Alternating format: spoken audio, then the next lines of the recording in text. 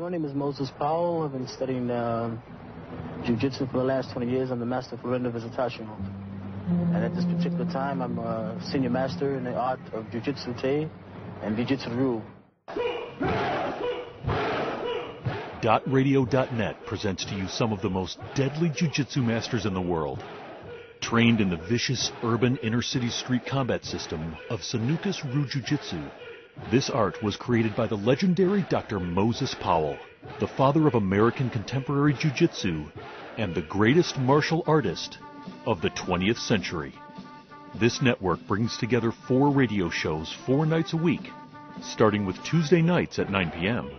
Each one teach one, with the Pia Master himself, Grandmaster Urban Muhammad, and his protege, Professor Terrence Hale. Wednesday nights at 9 p.m. Modern Combat Masters, hosted by the inheritor of GM Billy Davis Jiu-Jitsu, guru of his own Filipino system, and Sanuces Master, Grandmaster Daryl Sargent, and his co-host, Sifu Reseda de Jesus. Thursday nights at 9 p.m. is Professor Tom Curry's radio talk show. A Kenpo Master and Professor of Sanuces Ryu, 20 years law enforcement, senior tactical training instructor for intelligence retired, and author of the official Sanuces Ryu Jiu-Jitsu testing and training curriculum. And Friday nights at 8 p.m. is Making the Connection, hosted by the president of DocRadio.net, Grandmaster in the art of Sanuces Ryu and Soke of Kuroshi Kaikan martial arts system, and president of the Family of Sanuces organization, Soki Haisan Khalik, and his co-host, Shihan Farouk Gibbs. All of these shows can be linked to online by typing in docradio.net or listening live at the scheduled time by dialing 646-716-6825.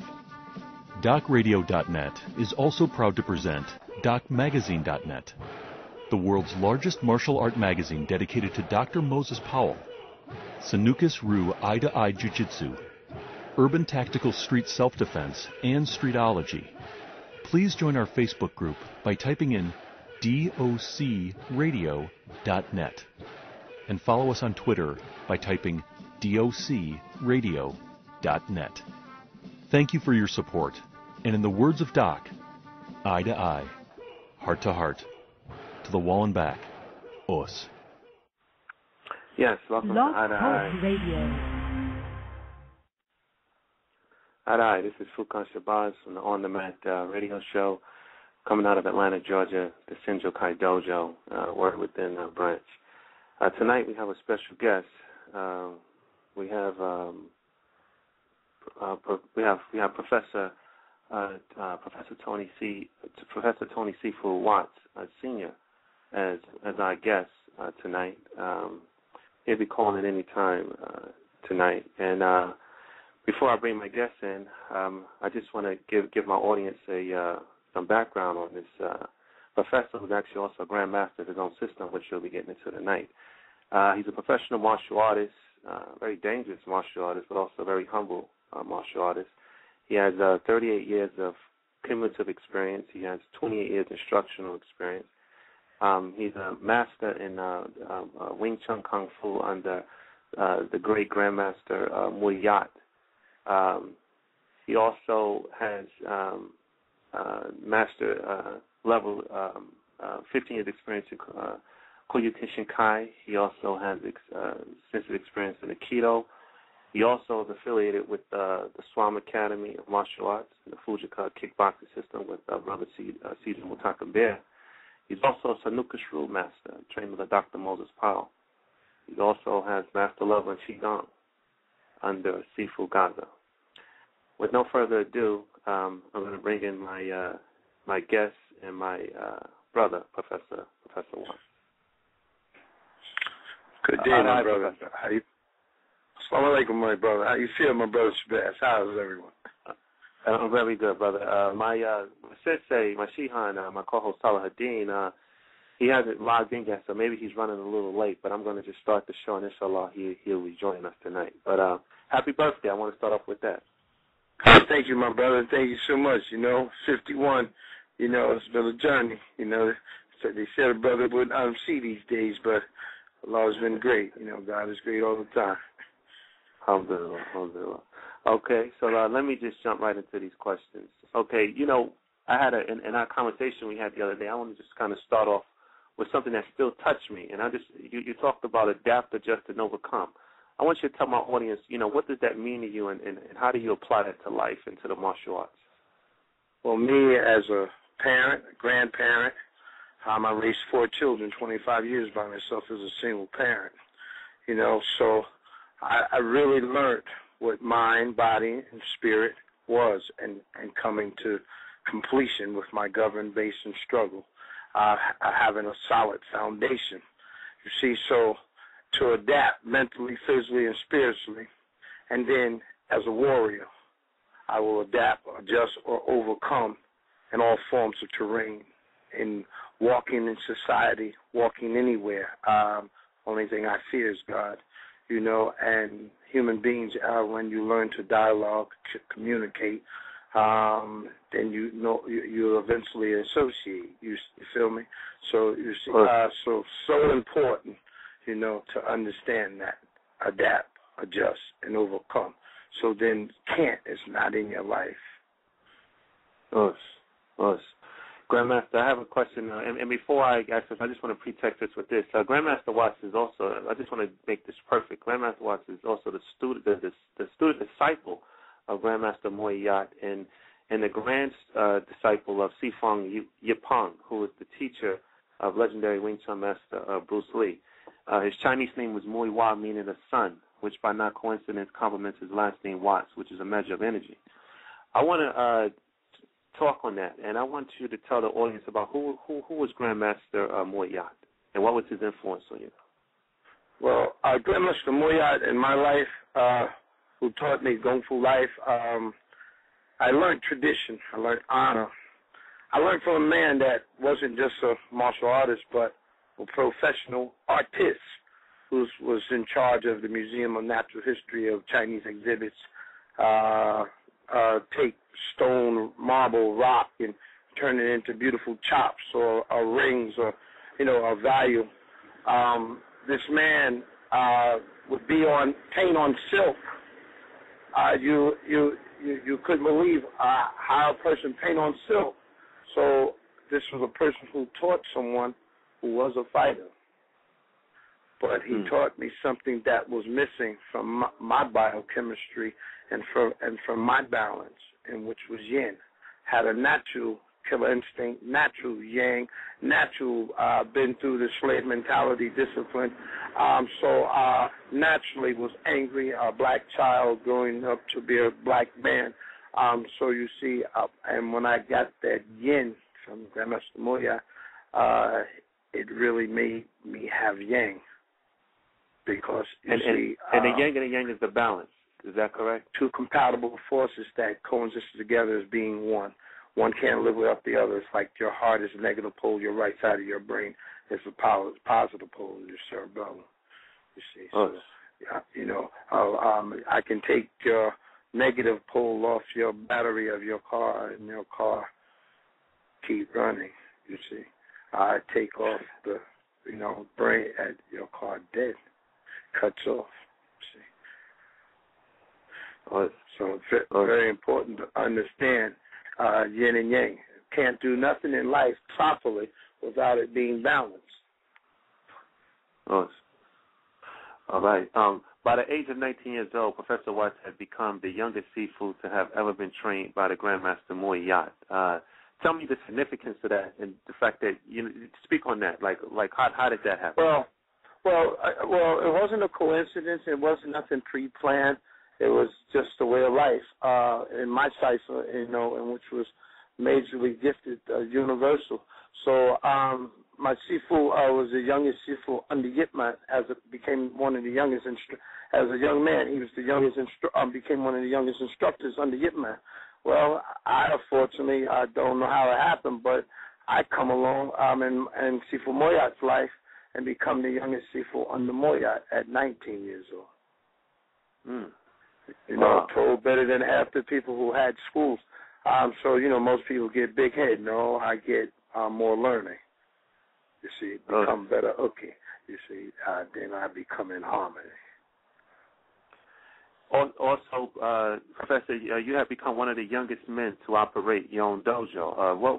How old was you when you was operating your own dojo? And were you 19? I was 19 years old when I first opened my dojo Mugun. You know, I had over 75 children. I taught from the community in Westchester, White Plains, New York, and I had over about 50 adults. You know, and we had some enjoyable times in Westchester when I taught there. Yeah. Okay. Let me ask you this question, Professor. Who is Dr. Moses Powell, and what is Sanuces Ru? Well, to me, when I hear eye to eye, heart to heart, each one teach one. You know, when we walk on the floor, it wasn't about rank. It was about one another learning and learning the concept and learning the theory and learning that one technique had 1,000 variations. You see, so when you came on the floor and allowed Father to teach and be who you were supposed to be, uke, and not try to disguise as a Naji or something on the floor when teacher was trying to teach. You got it. Professor, what was that you said? What is that term you used? I said Naji. I said the one who delivers energy, who gives energy. See, a uke, one who absorbs.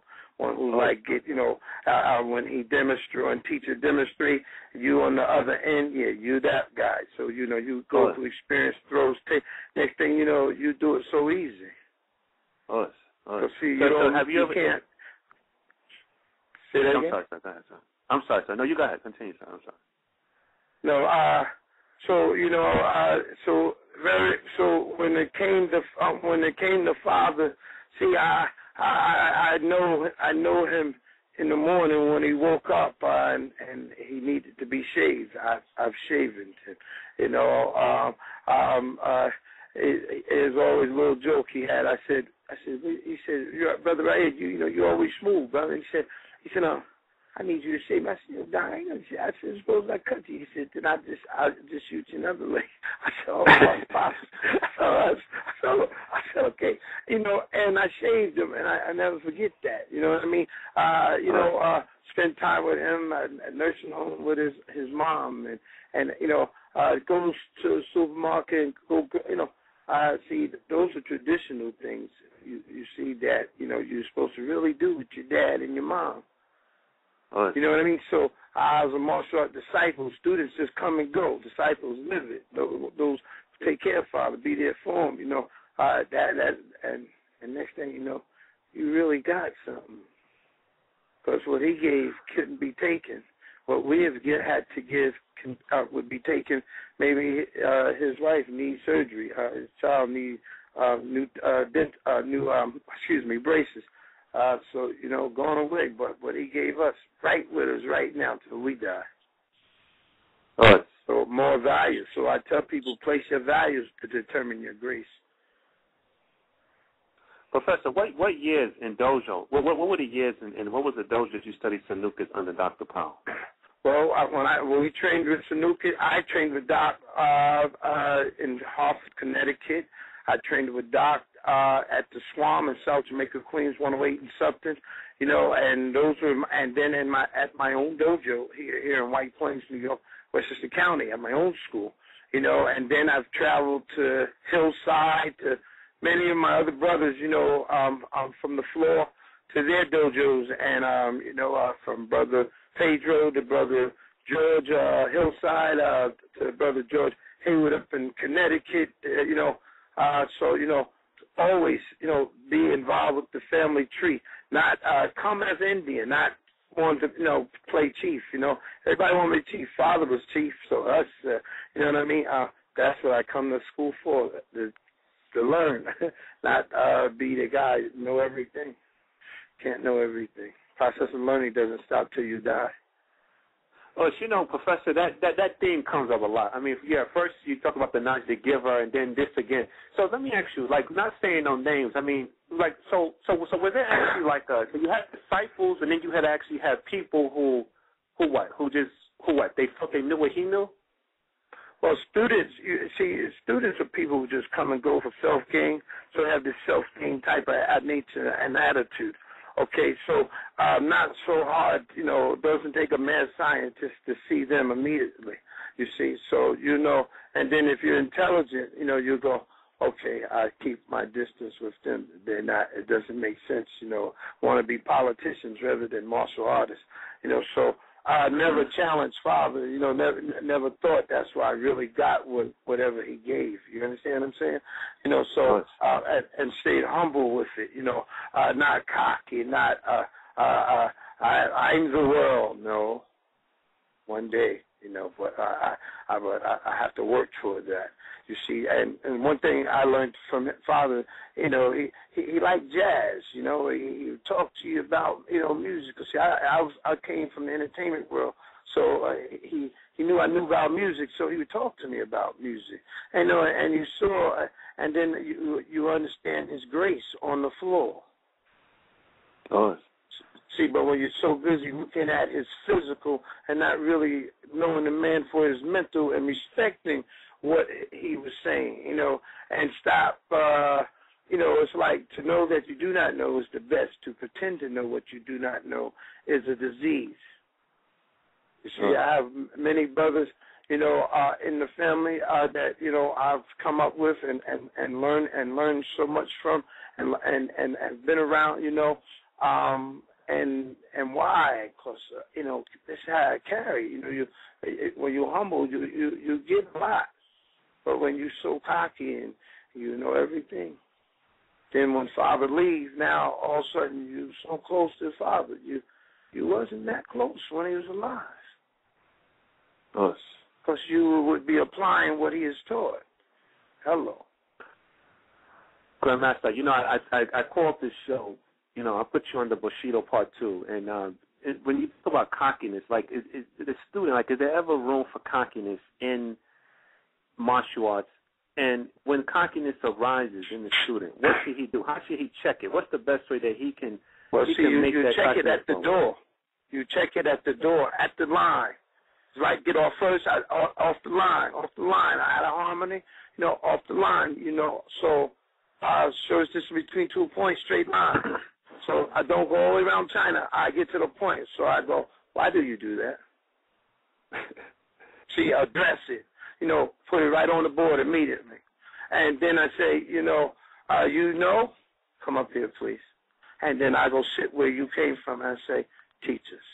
And first thing come out of your mouth, I'm not part of a choir right now. I'm not tuning in, getting tuned. I'm teaching, and so it's not about Nobody came here to hear They came here for a lesson. So, and guess what? Where you just got up from, I'm comfortable there, and I'm also very comfortable standing up here teaching. See, because I was taught, and how I was taught because I listened. To know that you do not know is the best. To pretend to know what you do not know is a disease, could cause more harm. You could destroy your whole house with that nonsense. Yes. I was told you witnessed Bruce Lee and Doc in the same room together. What was that about? No, it's not when you say same room, my brother. Like Madison Square Garden as a child, young boy. My uncle with Dickie Battle of Kyokushinkai, who come out with Stickman, Sylvester Cowboy. I used to go to all the tournaments with these guys when I was a kid, a young boy, and carry their bags. I was the hooky, the little guy who saw these guys, and they go in his locker room and start taking the teeth out, start taping their toes, and I'm like, they're getting to fight for real in here. They're very, So I'll never forget. The next thing I know, I seen these men and not realize that Dr. Moses Powell, the guy Bruce Lee, so you imagine now you're growing up and you got these mentors that you've seen with your little eyes that one day you want to be as good or like them. You feel me? Right. So, and what I learned was what you put into it is what you get out of it. Yes, sir. It's 90% mental, 10% physical. And then all this other stuff that people be adding on to it is not even part of the martial art. And, and doctor didn't teach you to go out and be ignorant. Doctor didn't teach, yes, you to, to be a bully. But he did teach you how to get off, and he did teach you, if I touch you, you belong to me. Oh, that all makes sense to me. You know what I mean? So that's been instilled in a lot of cats, but a lot of people don't even know how valuable that is, and take it off a physical level and just put it mentally. Professor, this question is going to be a little fun. We have some fun on this question. Professor Watts, he served his country for 10 years as an elite member of the United States Army. Before I do a follow-up question to this, what when you say elite member, what was that about? Well, what that was about was being a soldier that did things that other soldiers, regular soldiers didn't do. But today's Army, or military, you have regular units that are just as trained as well as the elite units now. You know what I mean? I come from a different army. I'm from the Denam packet. This army now is more technical, more more everything. You know what I mean? So these guys are free breathing underwater now. They don't even have a tank. So there's a lot of different military, but being a soldier, being elite, is to me is the art of deception. That I am a warrior. And from the Swam, we say strong, wise, achieving mind, strength, wisdom, alert minds, in which we're brothers who stay away from the diabolical Negatron mentalities, and we learn to adapt, adjust, and overcome. By all means, by any of God's means. Excuse me. So, Professor, in the Army, what was the most dangerous place you ever been to?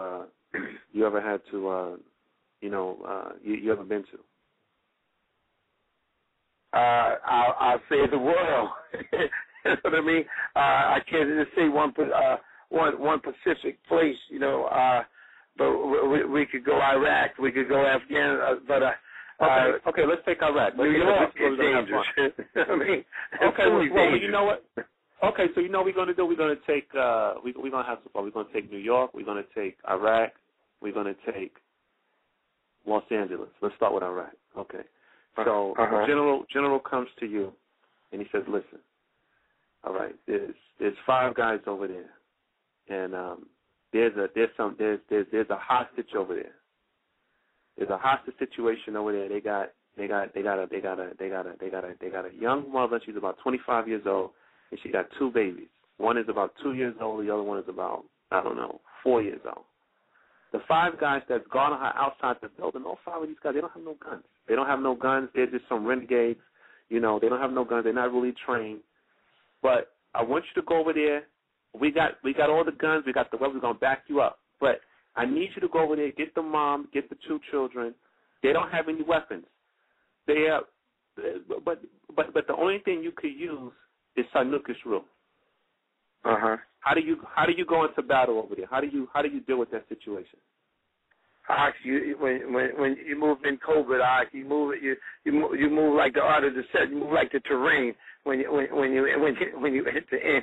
You know what I mean? Look like a brother just walking through the dirt, walking through the sand. You know what I mean? And once you ease up, you know what I mean? Sanuces can be anything. That suddenly, you understand? Because urban warfare, it could be keys, it could be a glass, it could be a way I use a glass, how I use a stick, and all of a sudden you start realizing it's a figure 8 of a machete, you say a screamer, but then you really look at it and realize it's machetes, so it can vary. The artist is, one technique has 1,000 variations. So maybe a silent weapon that, of course you don't have a weapon doesn't mean that there's not weapons there. So, I'm not there to prejudge, so I come prepared. So I may be silent and you, that's see, because my rollout ain't just, I'm not doing gymnastics, you know what I mean? So I make sure that something happened, and like my father said, he never seen anybody block 200 pounds in midair of somebody's body, out of nowhere, So this is a beautiful thing. I just learned, and see, I'm very open-minded, not closed-minded individual. That's why I can adapt, adjust, and overcome. See, closed-minded people can't adapt, adjust, and overcome. Now, one thing I noticed from your energy is that I noticed when I use Sanuces, I noticed that the energy was like, it was a high energy. It was almost like you said earlier, get off first. Like basically what you want to get off first. But now, if this was Wing Chun, now let's say this is 1 o'clock in the afternoon. This is 1 o'clock at night. You're coming down 125th, and let's say it's about 1 in the morning, and you had two guys come up on you, but this time you're going to use Wing Chun. What's the mentality for that scenario? Well, see, the warrior is the eye of the tiger is the eye of the beholder. The warrior is within. I've studied the martial arts since second grade, since a child. I didn't learn any form of sport martial arts. I learned non-traditional, strictly business. So my training, my attitude, my Chun, I guarantee that they will go. I've never seen anyone Chun like that. You see, because the reason why I asked that is because I'm trying to stay under the concept of Bushido, and when I saw one of your interviews on YouTube, right. It was an excellent interview, and you were talking about Wing Chun. You were saying about Wing Chun, there's no emotions. Right, it's none. I don't show any emotions, and not even when whatever I apply, from my rule, whatever works, I use, and I'll use it to the best of my ability, and I'll make sure because I'm a perfectionist, so I have to make sure that it's precise and that it causes some form of imbalancement or dislocation. You see, so and that's just in my nature. Right. So people, and so you see when I say no emotion, so you imagine my nature. You see, they're just like real animals, like really attacking. Attack fiercely, not attack seen, not emotionally. When I should hit, don't. When I must, don't. When I can't, don't. But when I should strike, create the opening and then strike. But not 1, 2, 3, 1. Yeah. Look, I saw a clip of you honoring your Grandmaster Moyat at a cemetery. What inspired that? What was that? What inspired that experience? Well, you see, we all go to the graveyard. 500 of us go. One always stay. Everybody run to the club. Everybody run uptown. Everybody run to the mall. But not too many people go and visit who has passed. Because one day you'll be there. So important to know there. So that was my teacher, my teacher lives all the way in Queens. He's all the way up here in Westchester.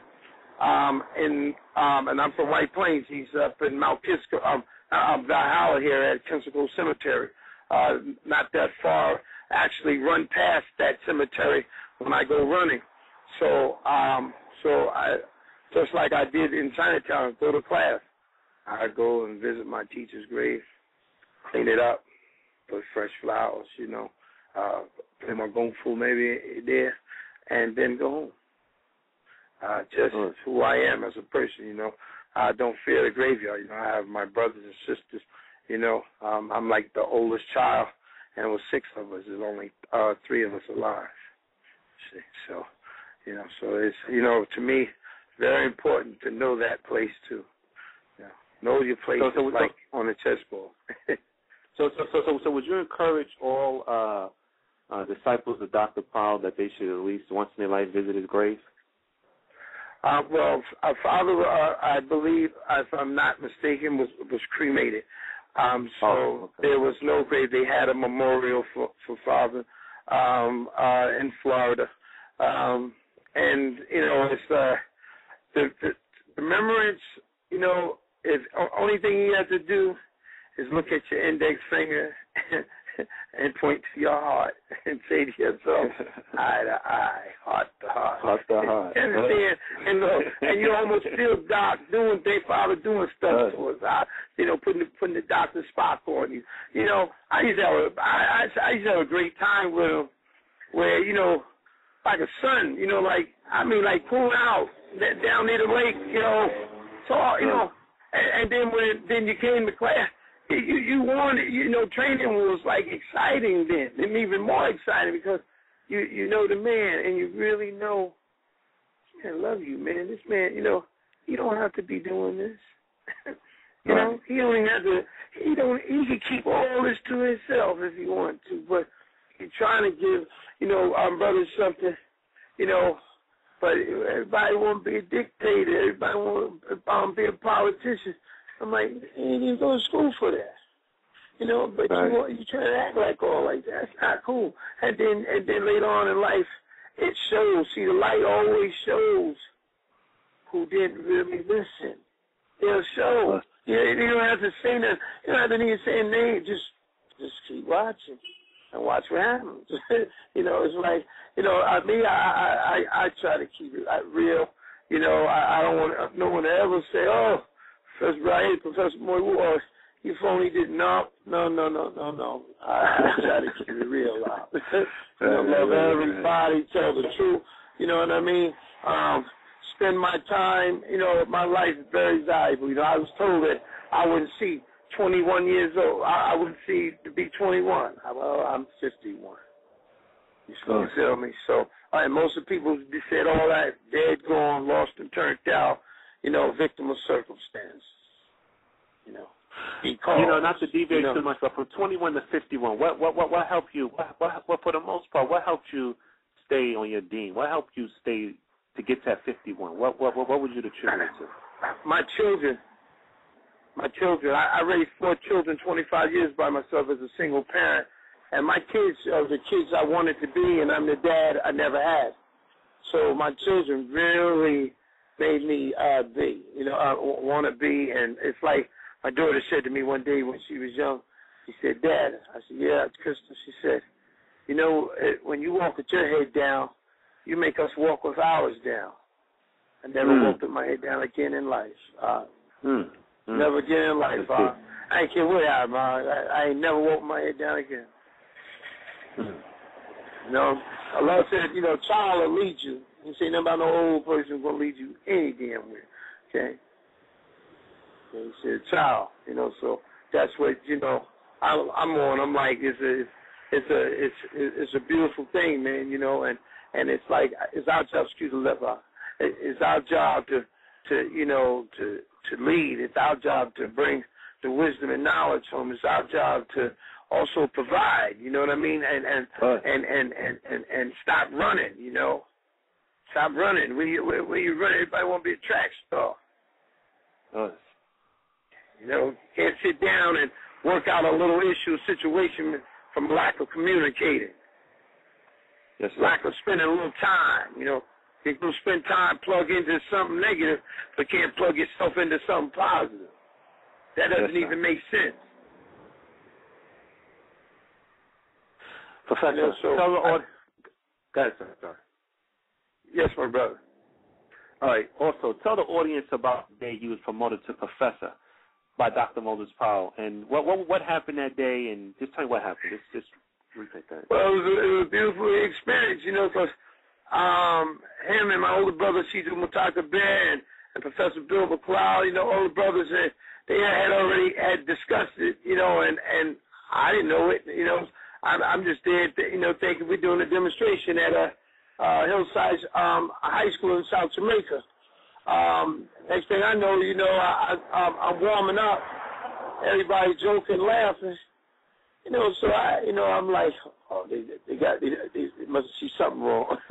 So next thing I know, we go on stage. I'm getting time to get busy. I see Grandmaster Moyad. I see Doc. I see all my brothers. So I'm like, wow. And they were and the elders were getting the Martial Art Hall of Fame award, and just happened all my teachers were there the same day getting the awards. Wow. Grandmaster Moyat and Doc, you know, right? So, you know, and next thing I know, you know, Doc, you know, come they take off my belt and they put the red belt on me, you know what I mean? And I, you know, was honored getting promoted to professor, you know. I said, you no longer a Sifu, you know, so I graduated, stepped my game up, you know, so, and it was a long journey because I came out of Westchester, you know, and I worked my way into the 5 boroughs and then international, you know.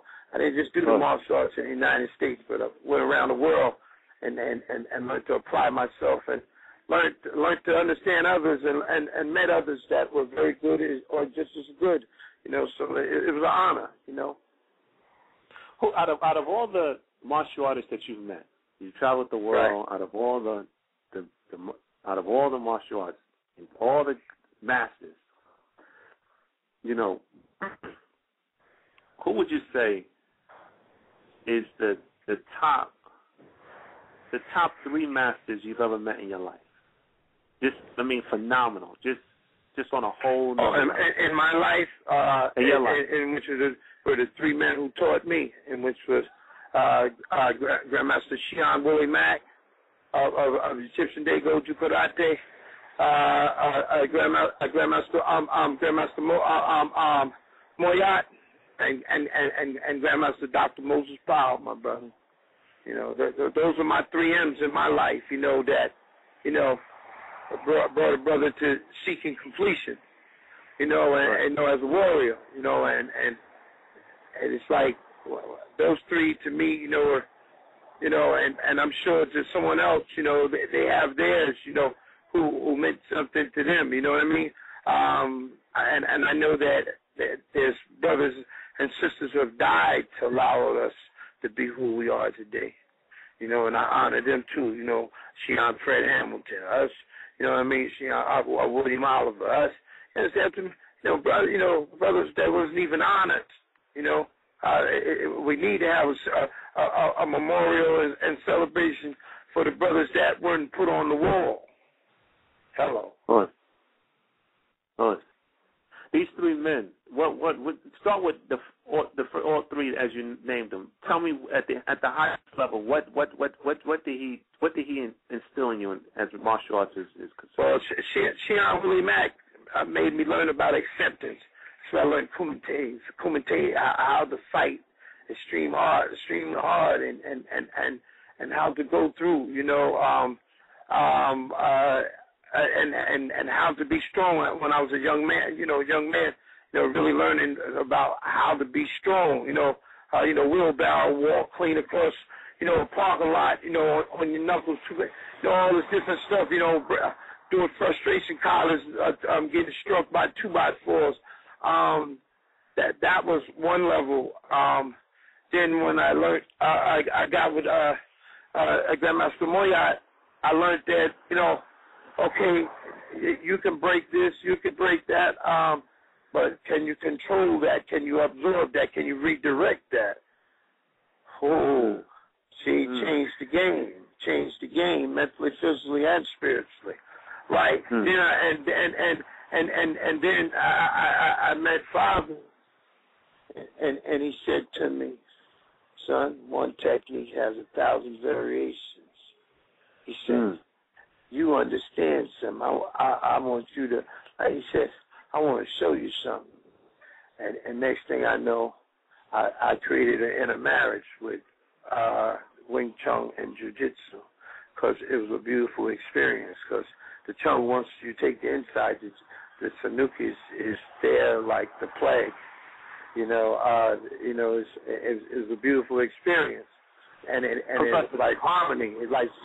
It like complemented one another. So because of the directness and the straight to the point, because Sanuces wasn't a sport, is a system that is actually a non-traditional system, meaning strictly business. Ain't nobody trying to see if, porn. I'm not interested in none of that. What I'm interested in is you keep your hands to yourself and allow me to go about my business. Professor, it's interesting you said that, man. It's interesting that I tell you, we got a connection, man. It's interesting that you ended it like that, because my very next question is, you are the creator of Chun Jitsu. What is it? Chun Jitsu Ru, and which is Chun Jitsu Ru. Yes. Which is Wing Chun and Jiu Jitsu combined. My Ru is what in the family of Swam, there's 12 elders. We all cross-train in one another's system. Each brother that's in the Swam is a master in the martial arts that is highly known. Who we all are in the family of the founder of the family is Sijo Mutaka Bear, my older brother, in which I'm his right hand. Good. And so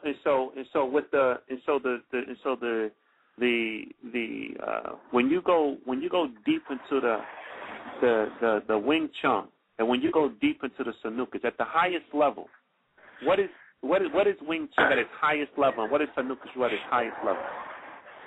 You said what is Wing Chun at its highest level? Right. Well, the highest level in the Chun is to the 10th level, in which we say in Chinese Kung Fu, where, like myself, I'm a Qigong. I'm actually, a grandmaster in Chinese Kung Fu. So I have students who have students who have students, because their students are not my students; those are my grand students. No. I don't mean level in terms of rank. I mean level in terms of philosophy of combat. In terms of like at the highest level, what is Wing Chun in terms of combat? All right. Well, what it is what I love about the system is it's no pre-planning. Once I bridge, once I touch, it's touch and go.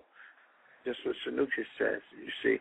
And when I touch and go, it's going to be ridiculous, and I'll make sure that it's precision, precise, a real ridge hand, not a maybe ridge hand. You'll get hit by 52 off the 52 stockade. It's going to be amazing. You're not going to hurt. That's how beautiful this system was. So if you really practice and train the way what Doc had said, you would be doing Sanuces. Sanuces wasn't just one thing. Sanuces was many things that Father created, and made one system. So some people don't want to listen. Like I told you again, you listen, you get where he was coming from. It was strictly business. Wasn't a game. So when I, like both of my systems, all the systems I studied, like I said to you once before, non-traditional. So all of them complemented one another. Professor, let me ask you, did Doc or Moyat ever see your Chun Jitsu, and what did they have to say about it? Yes, they did. They both stood up and clapped the day I got promoted at Hillside in Queens. They both were there, but they had got awards for the Martial Art Hall of Fame, both of them. Dan, Sifu Moyat, Dr. Powell, Wally J, Grandmaster Anderson, all of the elders was there that day. Never forget it, And all of us, because Mike Black was still like us. May rest in peace. One of my brothers from Sanuces from Brooklyn. He was still alive. Well, I don't know, but was he still in Grandmaster Crossing? Yes, he was. Okay. Mike Black. Yes, that's his brother. I'll do the base. I'll kick through the baseball bat. Different levels of brothers, man. Have some amazing cats in the families. You know what I mean? But one thing, it's like I said, man, our job is to keep it alive, man. And give someone and pass it on to the young, who are which is our future. It's not about holding it and it's like, and then we learn the protocol, respect our elders. You know what I mean? It's like different. See, brother. I'm very close with my brother Amumba. Little John. Anthony, brother Anthony. Professor Bill. Shem. I can go on. Say Falah. my brothers. You know what I mean? And it's like we say, each one teach one. Well, I know I've heard cats say that. You know what I mean? And I know the real cats who say it. And that's where I'm at with that. You know what I mean? It's like nowhere in between. I've been in the game for a long time and studying it. I don't, it's like I love everybody, but I come for one reason: to teach, study, demonstrate, or there to learn something. I don't know everything. Everybody want to know everything. Professor, in an interview I did with Hassan Khalid, who was actually my first martial arts teacher coming up as a kid, when I was interviewing him, he was telling me that I asked him about Sanuces, and he told me in the interview, he said that Sanuces rule is the element of creation. And I thought that was pretty deep, because if Sanuces is the element of creation, then it would seem as though the highest virtue of Sanuces rule is inevitably for you to pull something out of yourself that you see in Sanuces. That's right. And so you see what I'm saying? Like so then to me, just studying it on from a philosophical standpoint, is this say that the whole nature of Sanuces rule is to push you to develop into your own mind or your own brand. I mean, you get what I'm trying to say? Yeah. Do you see that? Do you see that element of creation in that system? Well, what I see is that Father's gone now, and he can't teach anymore. So what he did teach, now is up to you, the individual. Who did you reach mastery? Did you reach instructor level? And then and develop your Sanuces or whatever you want to call it. Did you develop it, like Father said to? See that, and you can see somebody on the floor and know if he heard or was he taught by Father. You could tell immediately. I'm gonna ask you this: when you look on the film, did it look like I've been around Father? Of course. See how you said, you don't even have to think about, of course, bam, well, that's, you can see how many cats really been around, and then you can see guys who, okay, you're doing a little something. So better see you do that than take someone's pocketbook, you know what I mean? Yeah. So Professor, talk about your patch. You were telling me a little about your patch. Tell me about your patch. Yeah, well, I always said to anyone, the eye that finds me may be the eye that belongs around me. See, I don't want to do no major advertising because, you draw all sorts of people, So I'd rather have quality than quantity, So I know for sure what a disciple is, but a student I know too, but I know not do much. You see. Let me ask you before I go into this next question. If I'm not mistaken, Bruce Lee had a pretty rough background, right? Like, wasn't he he was kind of like a street kid, right? Yeah. Well, he grew up in Hong Kong, and Bruce Lee to me is considered Sifu. He's my teacher, Sidai, so he would be younger uncle to me. So Sifu, Bruce, his friend William Chung, Sibak William Chung from Australia. Sibak Wong Shong Long, who passed away, may he rest in peace. These guys make Bruce tough, and because Bruce's dad was Tai Chi man, Chen form, not a healing form of Tai Chi, not even fighting, and his father played like violin, instrument guy, So, long story short, this guy, I have to fight on rooftop with Hawkins Chung. And Wong Song Lung tell him, if you stop, I'll beat you up. And so Bruce continued, and because Bruce was like, I can't go home. My father see my nose bleeding. Wong Song Lung said, you're winning the fight. So they keep fighting. Next thing you know, bam, Bruce knocked Hawkins Chung out. And in the story, they come to America. All these guys, teachers now. But Bruce, he grew up in the street, but he was a warrior, and then when he come to America, he realized he had to get bigger.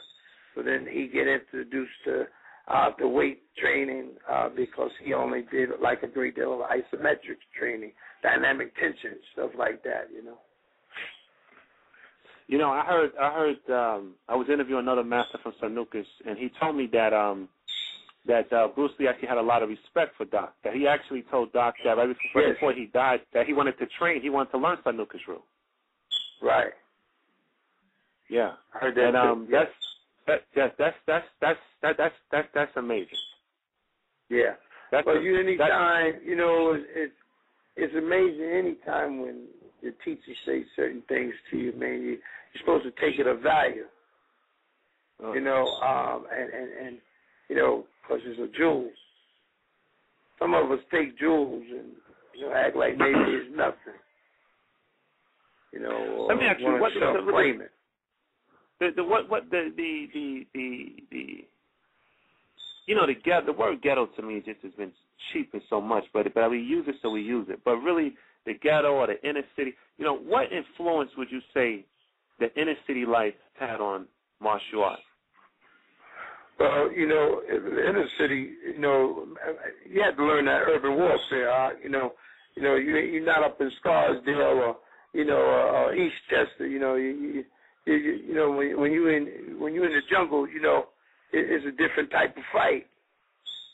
Right. So your A game better be together, or you're gonna be left. I'm sorry, sir. Go ahead, sir. I'm sorry.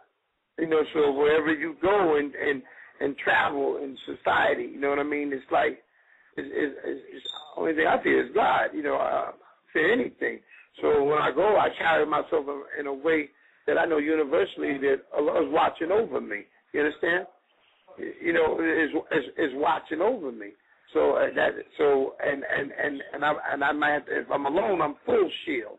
If my brothers is with me, I'm half shield.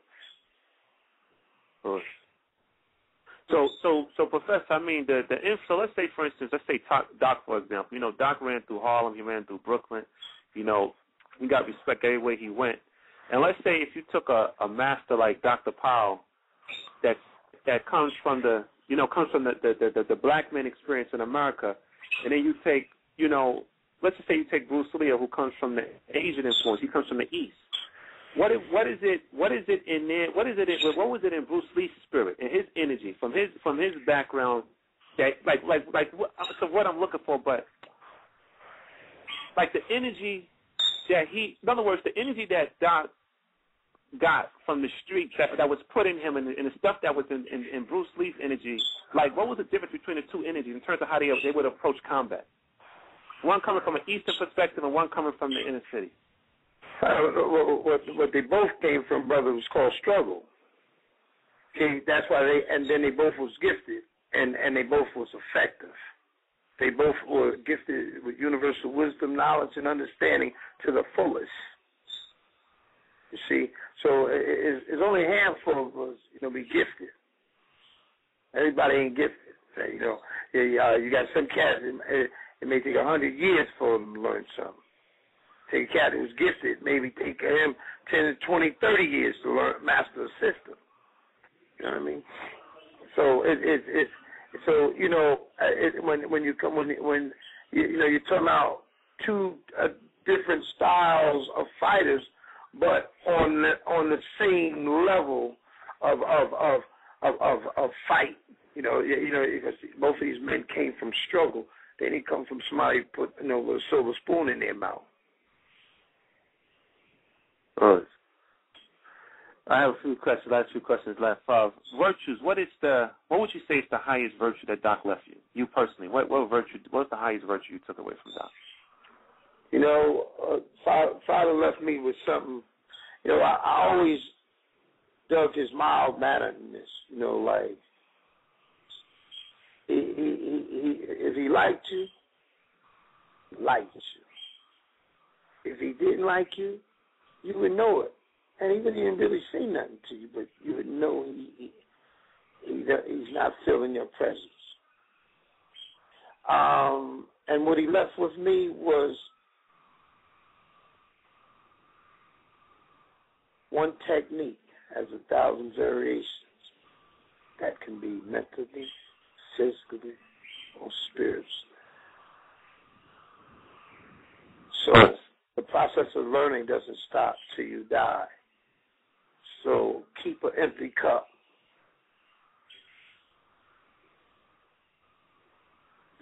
Grandmaster, I got three last questions for you.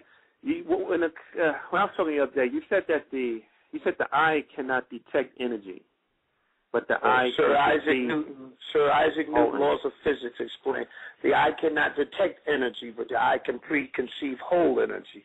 I want to pause you on that. I want you to keep that because so we're going to take that and we're going to follow up into this right here.